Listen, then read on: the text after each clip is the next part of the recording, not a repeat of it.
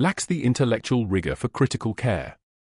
That's what Dr. Mercer had said to the Ramirez family 3 hours ago, his voice carrying through the trauma bay like he was reading a grocery list. Hannah Clarke hadn't flinched. Hadn't blinked. Just kept her hand steady on the fall line while his words landed in front of witnesses, the patient's mother, his sister, the new resident who looked like she wanted to crawl under the floor. They didn't know Hannah Clarke had run combat medicine in Kandahar province. They didn't know her hands had held men together in a field tent while mortars fell outside like rain, that she'd performed a field thoracotomy with a combat knife on a Marine with a sucking chest wound when the instruments got buried in shrapnel. They saw a quiet nurse in scrubs that fit too perfectly, hair pulled back, eyes focused on saline flow rates. They saw someone Mercer could dismiss without consequence. Cedar Creek Medical's trauma bay hums under fluorescent lights, antiseptic smell mixing with floor wax and something copper underneath, blood from yesterday that never quite washes out completely. Hannah moves through the space like water around rocks, her movements efficient in ways that take most nurses years to develop. She's restocking the 4 stations now, for PM, the shift change humming just under the surface. Her fingers arrange bags of normal saline, lactated ringers, and packed RBCs in ascending order, organized by expiration date though she already knows which ones are oldest. She works fast. Under 90 seconds per station. The other nurses take 5, sometimes 6, because they're not running threat assessments in the back of their minds while they stock supplies. Her left leg is stiff today, the hip bothering her, old shrapnel damage that the VA docs say should stop hurting but never quite does. She favors it without thinking, muscle memory from Kandahar where favoring the wrong leg meant going down in a kill zone and nobody was coming to get you because everyone else had already evacuated. The slight limp is invisible to most people. The scars laddering up her forearms are more visible, pale white against tanned skin, carefully hidden under long sleeves even in the August heat. She wears long sleeves year-round. Always has, since 2012. Hannah's eyes track the trauma bay while her hands work. Exit by the west wall, 18 feet. North emergency corridor, clear. Security station, the guard, Patterson, is scrolling his phone, worthless. The defibrillator mounted by the entrance. The crash cart with its medications organized by the pharmacist who was here before Mercer arrived, before everything got shuffled and dangerous. Her mind catalogues these things without effort, the same way a soldier catalogues terrain. Exits. Cover. Threats. Angles. It's been 14 years and the instinct hasn't faded. It won't fade. The break room at 12:30 p.m. had been quieter than usual. Hannah sat with her protein bar and black coffee, the same lunch she brought every day, no deviation, no pattern that could be exploited. The room had felt full when she entered, 3 nurses, the charge nurse, a tech. Within 60 seconds of her sitting down, it emptied. Not dramatic. No eye contact or verbal cues. Just a subtle shift where everyone suddenly had somewhere else to be. One nurse left half her coffee cooling on the table, the steam still rising, which meant the exodus was fast. Panic fast. Contagion fast. Nobody wanted to be sitting with Hannah Clarke when Mercer was running the floor. That had started 3 months ago, when she questioned an order for a CT scan that a patient didn't need. Severe ankle fracture. Clear X-rays. No mechanism for head injury. The CT scan cost $4,800 and was billed to a patient with no insurance coverage, just like the last 2 unnecessary scans that week, both referred to Mercer's brother-in-law who ran the radiology department and apparently had a very good month in July. Hannah had spoken quietly to Mercer about the order. Not confrontational. Professional. Do we have clinical indication for this imaging, Dr. Mercer? That's all. 10 words. He'd responded by spreading the word that she was a know-it-all who didn't understand hierarchy, a nurse who thought she was a doctor, a liability on the floor. He'd moved her to night shift the following week. When she didn't complain, he added paperwork. When she still didn't break, he started the public corrections. Small things first. Hannah, next time run protocols by me before you ask questions. Said in front of the patient. Said in front of families. Said until everyone in Cedar Creek Medical knew that Dr. Mercer considered Hannah Clarke too stupid to have an opinion. Now she sat alone in the break room and didn't taste the protein bar. The unit board. That's where the real message was posted. A formal write-up in the afternoon, when the shift change happened and maximum people would see it. Hannah Clarke, failure to follow proper chain of command. The write-up cited her questioning of the unnecessary CT scan order as insubordination, as a breach of hospital protocol, as grounds for a disciplinary meeting tomorrow at 9 a.m. with HR and Mercer present. The third write-up in 8 weeks. The first 2 were similar. Questioning orders. Pointing out billing inconsistencies. Suggesting alternative protocols that might be safer for patients. Hannah read the write-up twice, taking in every word, her jaw not tightening, her breath not quickening. She'd read worse orders. She'd read casualty reports in the sand outside Kandahar where 18-year-old kids got listed as KIA in 3 lines. This was bureaucracy.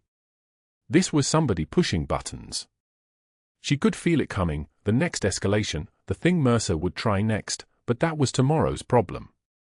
Today was the shift ahead, 12 hours, for traumas incoming according to the radio chatter, a full moon making people stupid and angry. She turned away from the board and walked toward the supply closet, passing Dr. Mercer in the hallway. He didn't acknowledge her. She didn't acknowledge him. The professional distance was perfect, trained, unremarkable. But that wasn't the worst part. The worst part was when the Ramirez family arrived, father with a construction injury, crushed hand, possible vascular compromise, vital stable but trending. Mercer was the attending. Hannah was assigned as primary nurse. They worked in that specific silence where everyone knows there's tension but the work keeps moving, the patient's hand getting cleaned, prepped, elevated, the vascular ultrasound being wheeled in to assess the subclavian artery. The father was scared. His wife was translating between English and Spanish, her hand shaking, their daughter asking if Papa could lose his hand, was he going to be okay, was the hospital going to fix it? Mercer swept in at 2:15 p.m., his expensive watch, a Rolex, $12,000 minimum, the watch of a man who billed insurance for things they didn't need, catching the light. He looked at Hannah directly, held the gaze for 2 seconds in that way that means something's about to happen, then turned to the family. Your father is lucky to have excellent care, he said, still looking at Hannah. Though his nurse here tends to lack the intellectual rigor for critical care. You'll want to make sure her assessments are double-checked. Some people are better suited to less demanding specialties. He smiled. A perfect smile. The smile of a man with institutional power and no consequences to his actions. Then he turned to examine the hand and forgot Hannah existed. The room had gone silent. One of those silences where you can hear the ventilator wheeze in the next bay, the fluorescent lights buzzing overhead like insects, the heart monitor beeping its steady rhythm. The daughter looked at Hannah like Hannah might cry. The wife looked at Hannah like she might apologize on Mercer's behalf. The father looked at Hannah like he was trying to decide if he trusted her with his hand after being told publicly that she was incompetent. Hannah's jaw didn't tighten. Her hands didn't shake. She checked the 4 line, confirmed the saline running clear, and said quietly, the ultrasound shows good flow. You're going to be fine. Said it to the father, not Mercer. Said it like the words coming from her mouth mattered more than the words that had just been spoken. It was a small rebellion. It was everything. The shift continued. Hannah didn't cry in the bathroom. Didn't cry in the supply closet. Didn't even cry when she sat alone in the break room at 7 p.m. with her phone dark and no one texting, no one sitting beside her, the room empty except for the low hum of the refrigerator and the smell of old coffee burning in the pot nobody bothered to clean. At home later, in her 1-bedroom apartment in San Antonio, she opened the locker that served as her entire past. The flag was there, folded into that perfect triangle, the way they'd handed it to her at Dover Air Force Base on a Monday that felt like it happened to someone else. The name was embroidered in white thread, Corporal Marcus Webb. The man who took her place in Kandahar when she was extracted. The man who died in the same field tent where she'd saved 17 others. 14 years and his name hadn't faded from the fabric. The plastic covering it had yellowed slightly, but the flag itself was perfect, preserved, a thing that shouldn't exist in the world anymore because the man it represented shouldn't be dead at 31 years old. She stared at it until her vision blurred. Tomorrow Mercer would continue. The write-ups would keep coming. The family would probably request a different nurse. The hospital would document her performance concerns in her file. She could see the trajectory clearly. It was the same trajectory that always happened when someone with power decided someone with none was a threat, just not for the reasons they thought. She folded the flag again and placed it carefully back in the locker. Pressed the door shut. Didn't lock it. There was nothing to steal from a woman who'd already given everything to a country that would never acknowledge her name. The apartment was dark except for the lamp beside her bed. Hannah sat on the edge of the mattress, the folded flag in her hands, crisp edges, precise triangular fold, the kind they teach you at Arlington. Red, white, and blue pressed so tight it felt like holding concrete. Through the window behind her, San Antonio's evening light was bleeding out, cars honking for stories below, the world continuing without her in it. She'd been staring at it for 17 minutes. The flag from Jackson's casket. The medic who'd taken her place in Kandahar, who'd walked into the same field hospital tent where she used to work, who died 3 months later when an IED turned a supply convoy into a smoking crater near Sanjin Valley. Hands that had held lives together. She'd trained Jackson himself. Taught him how to pack a chest wound with gauze and hemostatic agent, how to recognize when a patient was going into shock before the monitors screamed it. Taught him everything she knew. And then she'd disappeared, and he'd taken her place, and now she was folding a flag that should have stayed flat in the ground. Her vision blurred. She didn't blink. She'd learned long ago that crying was a luxury soldiers didn't get, not in the moment, not when people were counting on you. Even alone, the discipline held. Even here, for stories above a city that didn't know her name, the training was still running the show. She set the flag on the nightstand, face down on top of a folded set of scrubs, and her hands went steady again. The trembling wasn't fear. It was restraint. The next morning at Cedar Creek Medical, Hannah clocked in at 6:56 a.m. The trauma bay was already moving, a car accident victim incoming, ETA 6 minutes. She prepped the resuscitation cart with methodical precision, checking the medications, running her fingers across the labeled drawers. Epi. Amiodarone. Push-dose vasopressors. Everything where it belonged. By 10:15 a.m., Dr. Mercer had cornered her in exam room 4. The Ramirez family was there, father, mother, 20-year-old daughter, the father bleeding from a forehead laceration, probably from a fall off a ladder, probably nothing that needed more than sutures and tetanus status. Hannah was already closing the wound with a 4-0 nylon when Mercer pushed through the curtain with his clipboard held like a weapon. "Nurse Clarke," he said, his voice dripping condescension like antiseptic from a dispenser. "Explain to me, and to Mr. Ramirez here, why you questioned my CT scan order yesterday." Hannah's jaw tightened. A fraction of an inch. Nothing more. The patient presented with superficial trauma, she said, her hands continuing the sutures without hesitation. No loss of consciousness. GCS 15. The scan seemed. Mercer's laugh was a sharp bark. "You lack the intellectual rigor for critical care assessment, Clarke. This is exactly why you should consider a less demanding specialty. Perhaps long-term care? Somewhere your limitations won't endanger patients." He turned to the Ramirez family with a professional smile, the kind that made your skin crawl if you weren't supposed to be fooled by it. "I apologize for the nurse's presumption. Doctors make these decisions, not floor staff." Mrs. Ramirez shifted uncomfortably. Her daughter stared at her phone. Hannah's hands continued their work, perfectly steady, the sutures precise and even. "Not. Cat. Move to the next site." Her face was a mask of quiet competence, the kind that comes from having already survived the worst, from knowing that showing pain is just another way of letting someone hurt you twice. "Yes, Dr. Mercer," she said. She showed nothing. The break room was empty until she walked in. Then it wasn't. 3 nurses, Maria, Chen, Rodriguez, all grabbed their coffee cups with their mouths already open like they'd been waiting for her entrance cue. One cup was half full, still steaming. Chen didn't even pretend to finish her sentence. They filed out without eye contact, leaving the fluorescent lights humming in silence and the faint smell of burnt coffee hanging in the air like a verdict. Hannah opened her lunch container. Grilled chicken breast, brown rice, steamed broccoli, the same meal she'd packed 6 days a week for the last 3 months. She sat at the corner table, where the light from the window didn't quite reach, and ate without tasting anything. Her shoulders stayed perfectly square. Her breathing stayed even. She was back in Kandahar for a moment, in a field hospital tent where the air smelled like blood and diesel exhaust and the kind of silence that only comes when too many people have stopped needing oxygen. The meal was just fuel. Everything was just fuel.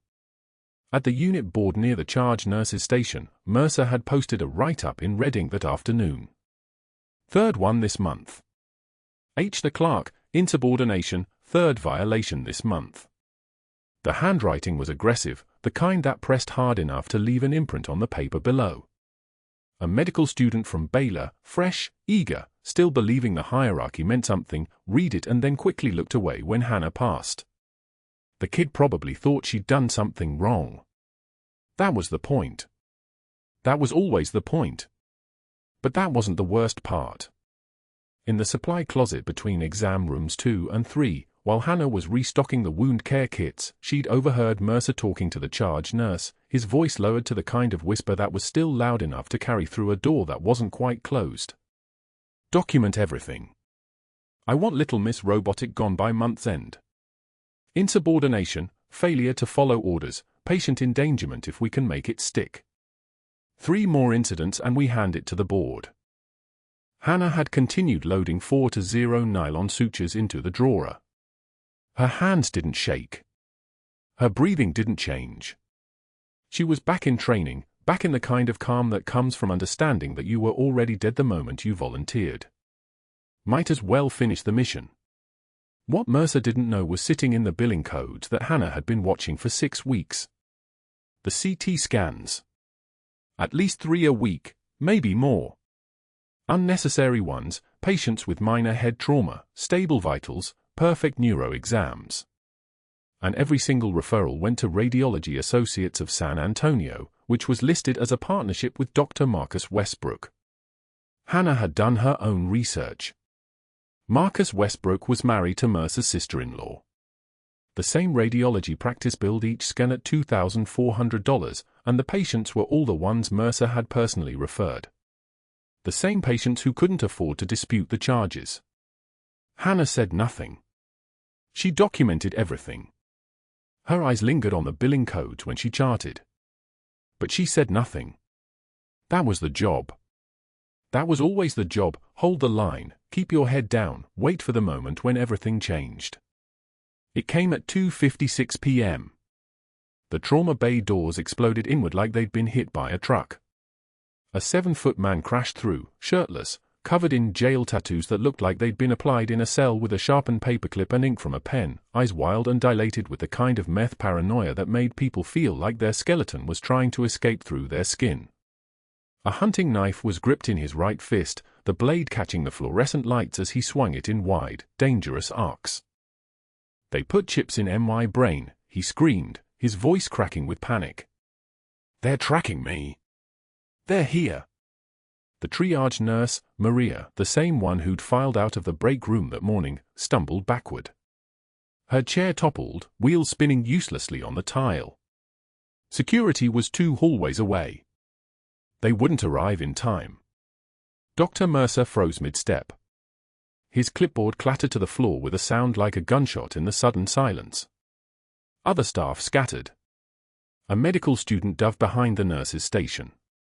A respiratory therapist backed toward the pharmacy. The room was moving in the wrong direction, everyone moving away from the knife instead of toward safety, the instinct to survive overriding protocol. The fugitive lunged at Maria. The knife rose. This was the moment. This was always the moment. Hannah moved. No hesitation. No thought. Pure muscle memory from 17 years of training, from combat medicine in Kandahar, from the kind of muscle memory that doesn't forget because it was purchased with blood. She sidestepped his lunge with economical precision, minimal movement, maximum efficiency, caught his extended knife arm at the wrist, and locked his elbow joint backward with her other hand in one fluid motion. For seconds. That was all.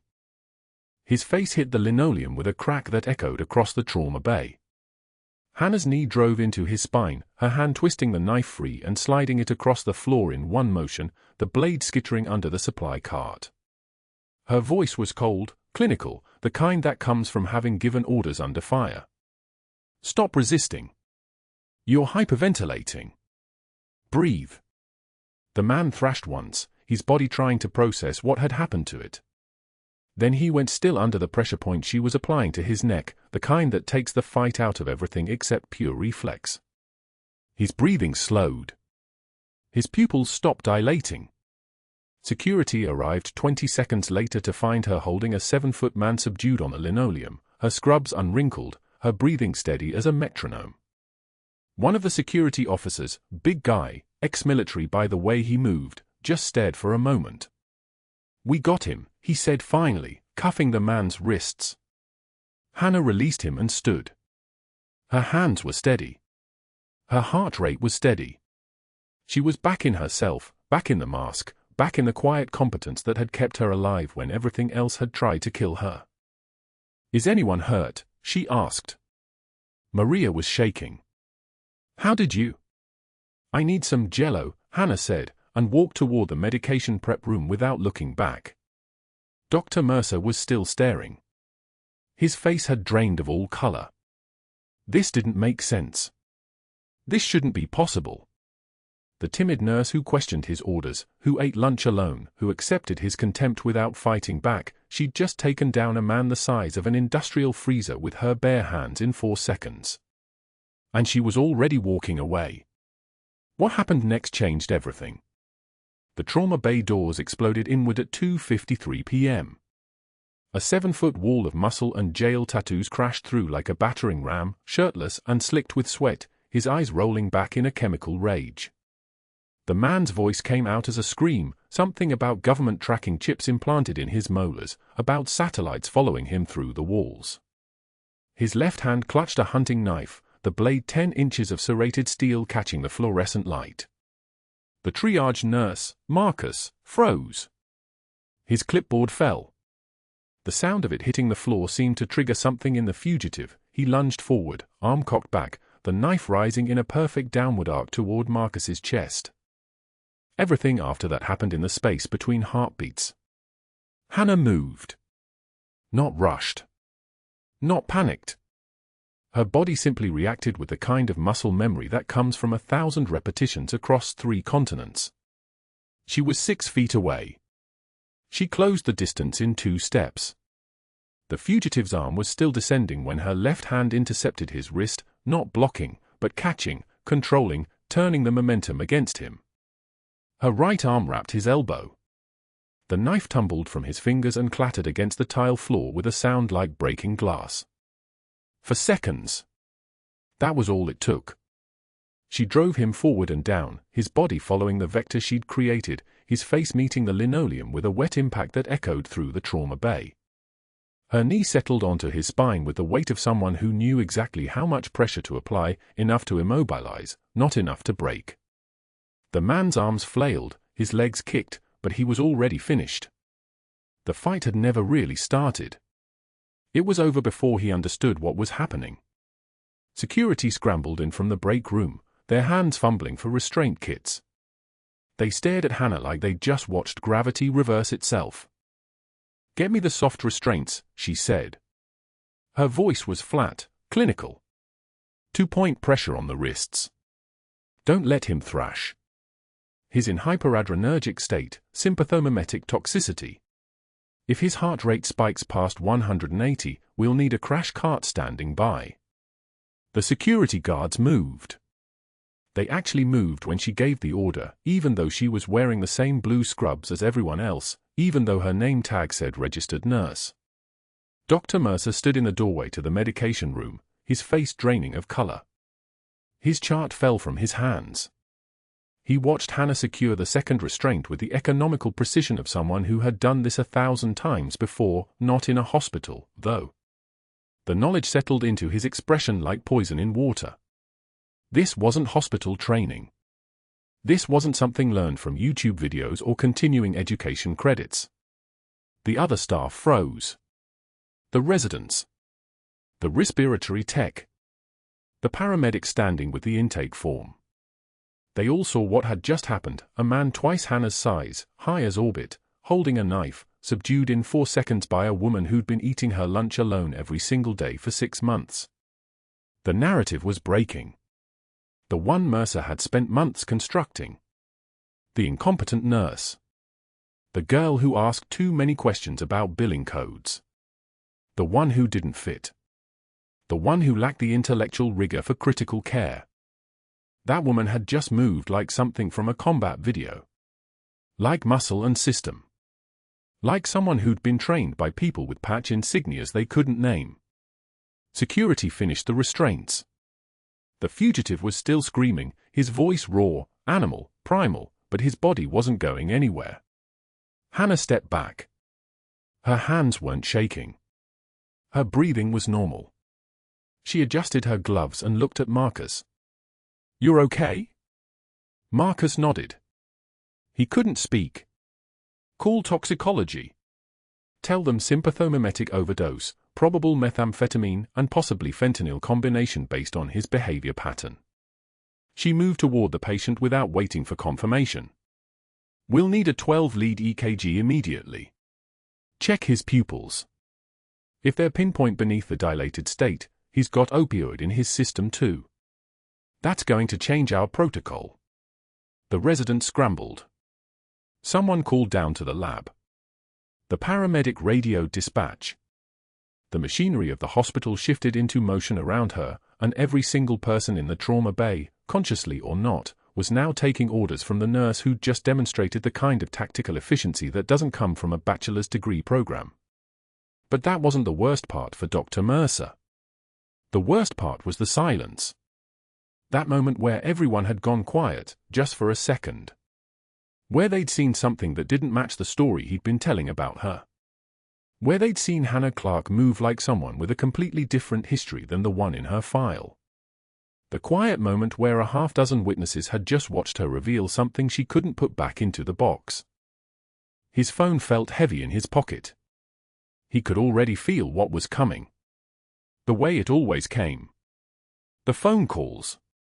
The favors he could call in. The board members who owed him from the malpractice settlement he'd helped bury 3 years ago. The administrator who valued loyalty over liability. The Texas Medical Board contact he'd cultivated at a charity gala. He knew exactly what he had to do. Dr. Mercer turned and walked back toward his office. His hands were steady, but his jaw was tight. By the time he got to his door, he was already composing the narrative. Excessive force. Assault of a patient. Lack of proper credentials. A suspicion, just a suspicion, nothing concrete, but worth investigating, about where her training really came from. He closed the office door. Locked it. Picked up his phone. Hannah finished the intake assessment. EKG showed sinus tachycardia at 168 beats per minute, elevated but not yet critical. His pupils were blown, then pinpoint, then blown again, the hallmark of a mixed stimulant and opioid overdose, his nervous system caught between 2 opposing forces. She ordered the blood work, the tox screen, the neuro consult. Everything by the book. Everything calm. Everything exactly right. By 4 p.m., the fugitive was sedated in the ICU with a fentanyl antagonist running an activated charcoal in his system. His vital signs were stabilizing. He'd survive. He'd go back to whatever police department had been looking for him, and the state would take it from there. Her job was done. She clocked out at 6:27 p.m. The locker room was empty, the day shift had gone home, the night shift was already on the floor. She sat on the metal bench and stared at her hands. They were steady. They were always steady. That was the problem, wasn't it? Steady hands didn't belong on someone who was supposed to be just another nurse. She opened her locker and saw the folded flag, the one she'd kept in plastic since the day they sent it from Forward Operating Base Shank. The chaplain's hands had shaken when he gave it to her. Captain Raymond Mitchell's casket had been empty. He'd taken her shift that afternoon. He'd walked into the same field hospital tent where she'd set up a combat triage station, and 8 hours later, there was nothing left of him but paperwork and a folded triangle of fabric. She picked it up. Held it. For 18 years, this flag had been her secret. For 18 years, it had been the only thing connecting her to who she actually was. A woman who'd run combat medicine in Kandahar. A woman who'd held the line when everyone else evacuated. A woman who'd been ordered into civilian obscurity after a Black Ops extraction was erased from official records. Hannah Clarke. Decorated captain. 3 tours. 12 years of service. Also, just a nurse eating lunch alone. The fluorescent lights buzzed overhead, that constant mechanical hum of hospitals that never slept. Outside, the San Antonio heat was settling into evening, the temperature dropping from 103 degrees to something merely hot. Her truck was in the parking lot. Her apartment was empty. Her life was exactly what she'd built it to be, invisible. She locked her locker. Left her stethoscope hanging on its peg. That was always the symbol, she'd been told. Leave the stethoscope, leave the identity. Walk away clean. The organization that had recruited her for this assignment had been very clear: you're a ghost now. Ghosts don't leave traces. But ghosts can't take down 7-foot fugitives in 4 seconds either. She sat in her truck for 30 minutes before trying the engine. It caught, the V8 rumbling to life, a 2008 Chevy Silverado with 214,000 miles and a rebuilt transmission. Not flashy. Not memorable. Exactly as planned. The drive to the diner on the south side took 18 minutes. She'd found the place 6 months ago, the kind of place where the waitress didn't ask questions, where the coffee was always hot, where you could sit in a booth and watch the parking lot through the window without seeming paranoid. At 3 a.m., the diner was empty.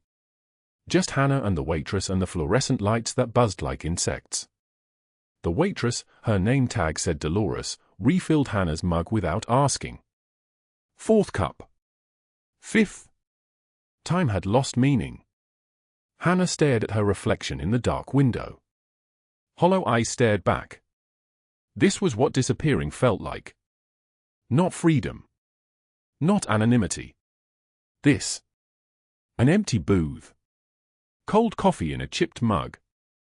A woman who'd saved thousands of lives watching her own face dissolve in the glass. The phone she turned off 7 hours ago was in her truck, 10 feet away through the glass. She had one number programmed into it. One contact. It had no name, just a string of digits that routed through a Pentagon switchboard that officially didn't exist. If she dialed it, people would listen. If she needed them, they'd come. But people who needed rescue had already lost. She wrapped her hands around the mug. The warmth was something. The coffee tasted like nothing. Dolores left her alone, the way she always did, and Hannah sat in the humming fluorescence of the diner and waited for morning to come. What she didn't know was that the phone in her truck was about to ring anyway. Within hours, Dr. Mercer's fingers moved across his phone like a surgeon's hands, precise and practiced, dialing numbers he'd collected over 15 years of professional networking. Board members who owed him favors. Colleagues at Baylor Medical School who remembered him as the golden boy. His brother-in-law, the radiologist, who'd benefited from 3 years of referrals worth $847,000 in billed procedures. Each call the same rhythm: concern for patient safety, worry about credential fraud, the careful implication that someone had slipped through the hospital's vetting process. By 11 p.m., he had the Texas Medical Board on a preliminary inquiry status. By midnight, he'd filed a formal complaint alleging excessive force and practicing medicine without proper licensure. The complaint stacked like surgical instruments laid out in order. At 1:36 a.m., Mercer's assistant called the contact numbers Hannah had listed on her original application, vague references to military hospitals, training facilities, government contractors. None of them existed. That was the point. Hannah had constructed her civilian identity to be bulletproof, unreachable, designed by people who understood how to erase someone completely. But Mercer didn't need real contacts. He needed the appearance of failed verification. He needed the narrative. He recorded the calls, documented the dead numbers, forwarded everything to the hospital's legal department with a message stamped urgent. I cannot in good conscience allow this person to continue practicing until these credentials are verified. The hospital administrator received the file at 6:23 a.m. He read 3 pages and made his decision before finishing his coffee. Badge deactivated. Suspension effective immediately. A formal letter waiting in Hannah's mailbox before she'd even left Cedar Creek Medical on the night shift. She didn't go home. She couldn't face the apartment, couldn't face that folded flag in the locker of her bedroom closet, the plastic sleeve protecting fabric that had draped a casket in a ceremony she wasn't allowed to attend. Instead, she drove to a diner 7 miles away, the kind of place where nobody knew her name, where the coffee was weak and the fluorescent lights hummed like they were slowly dying. She ordered black coffee and nothing else. The waitress didn't ask questions. Hannah sat in the booth by the window with her phone face down on the table, her badge beside it, the badge now useless, now evidence of something she wasn't allowed to explain. The reflection in the window glass was someone else's face. Someone hollowed out. Someone who'd held a position for 3 years and then lost it in 4 seconds because she'd done exactly what she was trained to do. Protect. React. Survive. The meth-addled fugitive was at County Hospital. The other nurses had witnessed everything. Mercer had the board. The narrative was already written, a rogue element, credentials fabricated, a danger to the hospital and its patients. She'd done nothing wrong. That was what made it perfect. That was what made it impossible to defend against. Rain began hammering the diner windows at 3:53 a.m., the kind of rain that came in sheets, that hammered asphalt like applause. Hannah watched it and thought about the field hospital in Kandahar, about the rain on the canvas tent, about the medic who'd replaced her, Thompson. His name was Thompson, though his call sign was Gator because he moved like water, smooth and predatory. She'd trained him. Showed him how to do a field thoracotomy when the surgical tent wasn't available, when a sergeant had a pneumothorax and was 5 minutes from arrest. How to use a combat knife because sometimes that was all you had. How to steady your hands when steadiness was the only thing between alive and dead. Her phone vibrated. Cedar Creek Medical's main line. The screen glowed in the darkness of the diner booth.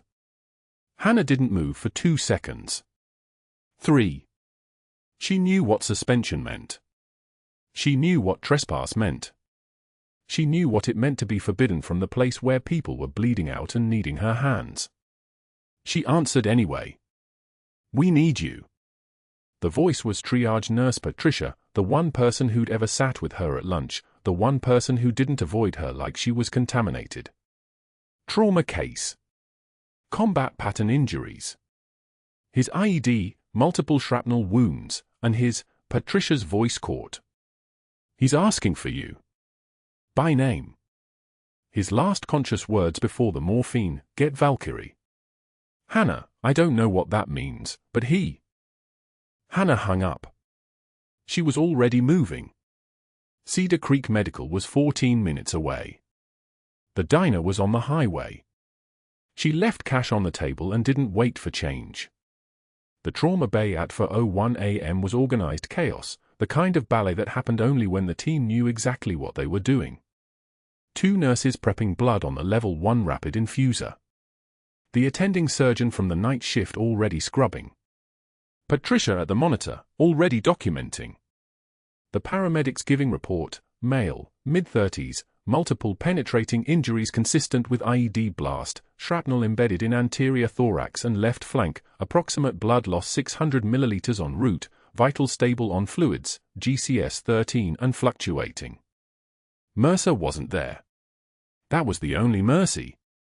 Hannah walked in like she'd never been suspended, like her badge still worked, her hands already reaching for gloves before anyone could say her name. The patient on the gurney was turning toward her, and his face locked into recognition like a key finding a lock. Dark hair, sharp features, a scar she remembered from Kandahar running down the left side of his jaw. Gator. Thompson. The medic who'd taken her place. The one who was supposed to come home. He had, though. He had come home. Just not the way any of them had expected. "I've got the 4, Hannah said, her voice steady as a surgical laser. The 14-gauge angiocath needle slid into the median basilic vein on the first pass. She was taping it down when his eyes fluttered open, morphine hazy, unfocused, then sharpening like a lens adjusting. His pupils locked on her face. His cracked lips moved. No sound at first. Then, Valkyrie. The room didn't just go quiet. It stopped. Stopped moving, stopped breathing, the fluorescent light suddenly audible in the silence, that persistent hum like the Earth's heartbeat.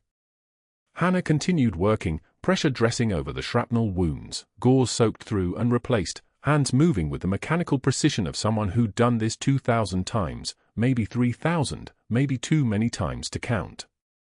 Her jaw clenched once. Just once. She released it. A Marine Corps liaison stood at the back of the trauma bay, someone who'd been called in to handle the military pattern injuries, standard protocol. Hannah saw his hand move toward his hip where his phone would be. She saw him freeze. She saw his eyes close as if he was making a calculation, as if he was deciding something in that silence. The door slammed open. Dr. Mercer, still in street clothes, still wearing the same rage he'd worn at 4:15 a.m. when he'd called the medical board. His face was red, flooded with adrenaline and righteousness, the color of a man who knew he was right and had just been proven impossibly wrong. He took in the room in one glance and locked on Hannah. "Get her out of here. She's suspended. This is criminal trespass."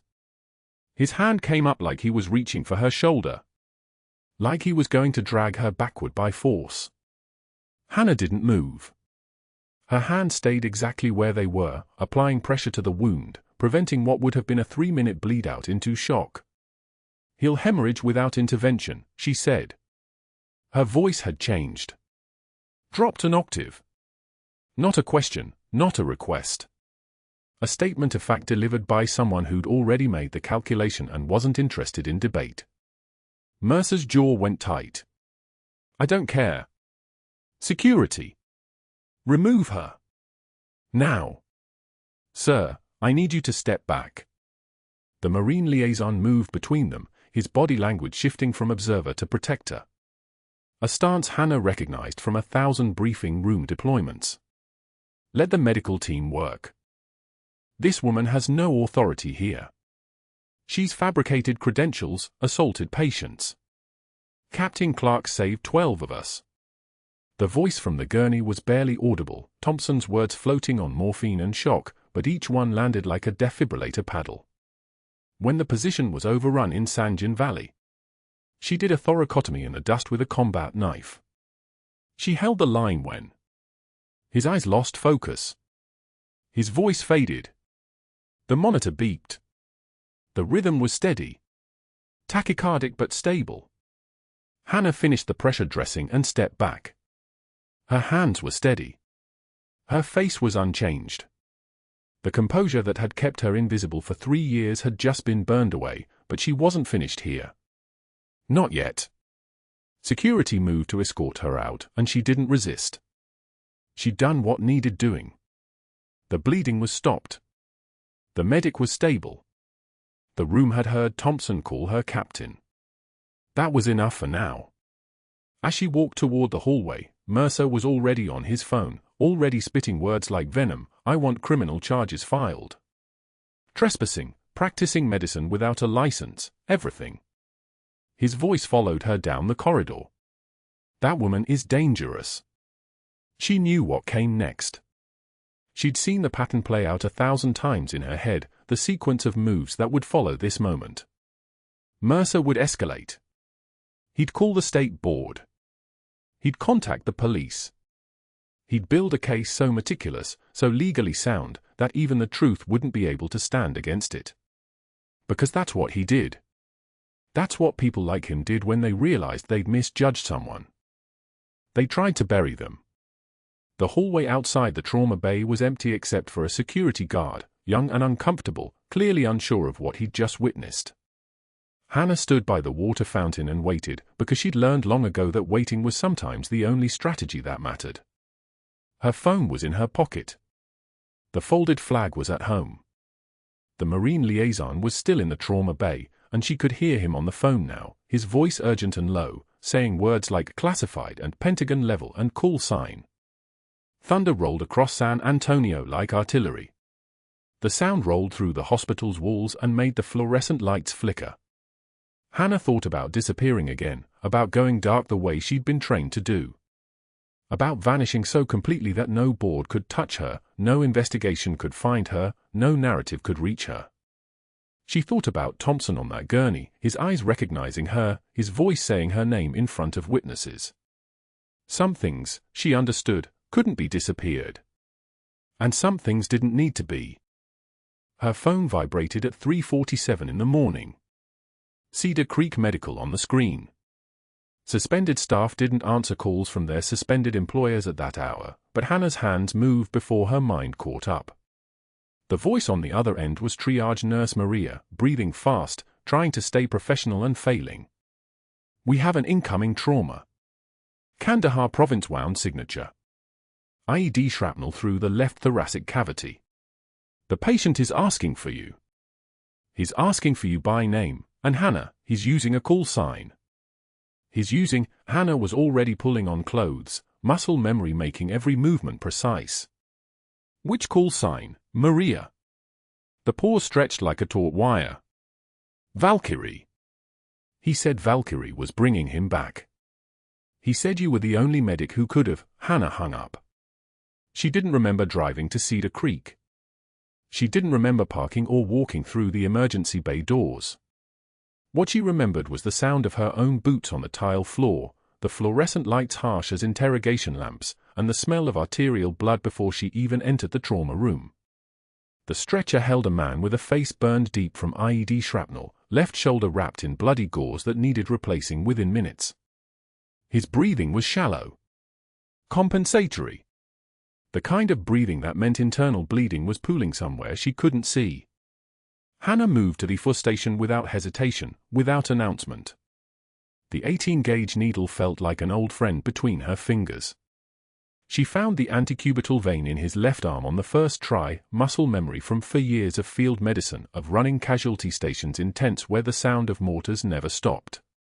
His cracked lips formed a single word. "Valkyrie." Her hands didn't stop. The needle went in clean. Blood flashed into the chamber. A good sign. Peripheral access confirmed. She was reaching for the saline drip when his eyes focused on hers, and something broke inside her chest that she'd spent 6 weeks holding together. It was Thompson. Her medic. The one who'd replaced her after she'd been pulled from Kandahar. The one she'd held while he bled through a field thoracotomy she performed with a combat knife because there was no surgical kit, no anesthesia, no time. The one who died anyway, under her hands, under fire, in a tent that smelled like copper and diesel and the particular flavor of loss that never quite leaves your mouth. Except he was alive. Thompson was alive and saying her call sign like a prayer. A Marine Corps liaison had been standing in the corner, watching the wound assessment. When Thompson said the word, when he said Valkyrie, something shifted in the room's air pressure. The liaison's hand moved toward his phone with the deliberateness of someone who'd trained for this exact moment. His eyes locked on Hannah's face like he was cataloging features for a report that mattered more than anything he'd ever written. He pulled a clipboard from the trauma cart. The citation was printed in standard military format, the kind of document that never leaves classified files unless someone at the Pentagon decides the truth is worth more than the secret. He read it aloud in a voice that belonged to someone who'd carried this information waiting for the moment to deploy it. Captain Hannah Clarke. Silver Star. Kandahar Province. Citation reads, for extracting 12 wounded under sustained fire when her position was overrun. Medical expertise and tactical leadership prevented mass casualty event. Actions exemplify the highest ideals of military service. Every word landed like a round. The room went so quiet you could hear Thompson's oxygen saturation monitor climbing. 88%. 90%. Climbing steady. The door slammed open. Dr. Mercer. His face held the expression of a man who'd just realized the ground beneath him wasn't solid anymore. Remove her from this hospital immediately. Security, I'm calling security right now. She's not credentialed to be in this room. She's suspended. She's boots. Heavy, measured, the sound of someone trained to move with purpose through hostile spaces. The elevator doors opened like a curtain rising on the final act. A two-star general stepped into the trauma bay in dress blues, the kind of uniform that made the fluorescent light seem dimmer by comparison. The general's eyes found Hannah across the room, and his right hand came up in a salute that held the weight of every protocol, every chain of command, every hour of service that nobody on this civilian side of the world was ever meant to know about. His voice was the kind of calm that comes from having already survived the worst. Captain Clarke. Behind him, 3 officers in similar dress blues moved with the fluid precision of people who'd trained together for operations nobody would ever speak about outside classified briefings. Mercer's face cycled through pale, purple, white again. He opened his mouth. Closed it. The general's gaze shifted to Mercer with the particular attention of someone assessing a threat that had already been neutralized. You are addressing a Silver Star recipient, Doctor. I suggest you choose your next words with extreme care. Before Mercer could respond, Hannah's phone rang. Pentagon direct line. She almost smiled. Almost. She answered in the affirmative, listened for 17 seconds, and ended the call. The general was still standing there, waiting for her to speak first because that was protocol, because even now, even here, rank held. I'll stay through Thompson's recovery. Then I'm finishing my shift. The general nodded like she'd just ordered air strikes. Understood, Captain. We'll be outside. They left the trauma bay like the crisis had been resolved the moment they arrived. Which it had. The recorded video was already spreading. Someone, and Hannah would never know who, would never ask, had captured Mercer's screaming tirade on their phone. 40 seconds of a man in a white coat, veins bulging in his neck, screaming accusations at a trauma nurse while a 2-star general in full uniform stood 5 feet behind her in salute. The sound quality was scratchy but audible. The video made it to social media at 4:37 a.m. By dawn, it had 400,000 views. By 8 a.m., 2 million. The hashtag was straightforward, Doc Berade's hero. The comments were a river of collective recognition, the kind of viral moment that couldn't be unseen, couldn't be explained away. The hospital board convened by 9 a.m. Mercer wasn't invited. By 10, the Texas Medical Board had opened a separate investigation into his billing records. 18 CT scans in 3 months, all referred to his brother-in-law's radiology practice. All flagged in incident reports that had been buried in personnel files. All ultimately unnecessary, according to the consulting radiologists the board brought in. By noon, every major hospital in San Antonio had seen the video. By 1 p.m., Cedar Creek Medical was already drafting a statement of support for Hannah that didn't mention her at all, just referenced commitment to honoring service and zero tolerance for harassment of medical staff. Mercer sat in his office as the calls came in. Each one was worse than the last. No positions available. Not at this time. Your background check is still pending. We've decided to go in another direction. His malpractice insurance carrier called at 2 p.m. Premium review. The underwriters had seen the video. His behavior was, they said carefully, concerning. Premium would triple effective immediately, pending further review. His wife called at 2:43 p.m. She was leaving. Taking their daughter. The clarity in her voice was the worst part, because it meant she'd already made the decision days ago, was just waiting for public confirmation of something she'd already known. By evening, the only job offer on his desk was from San Antonio Community College. CPR instructor. Part-time. $15 an hour. No benefits. He stared at the email until his vision blurred, but his hands were steady when he clicked accept. 6 weeks later, Hannah stood in the trauma bay at dawn. The folded flag from Thompson's casket was now framed on the staff lounge wall.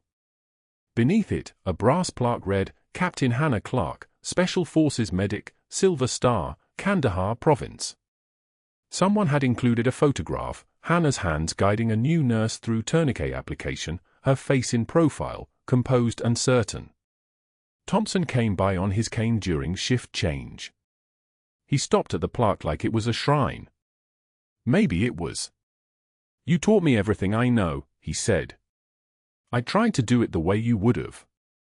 Hannah looked at him, really looked at him, not at the ghost she'd been carrying, and allowed her jaw to unclench by a fraction of a degree.